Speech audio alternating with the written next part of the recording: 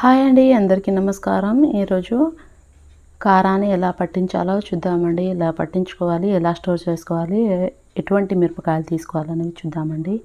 ముందుగా మిరపకాయలు చూడండి, ఎర్రటి మిరపకాయలు తీసుకోండి. సంవత్సరం అంతా కారం నిల్వ ఉండాలి కాబట్టి కొంచెం రేట్ ఎక్కువైనా పర్లేదు, మంచి మిరపకాయలని తీసుకోండి.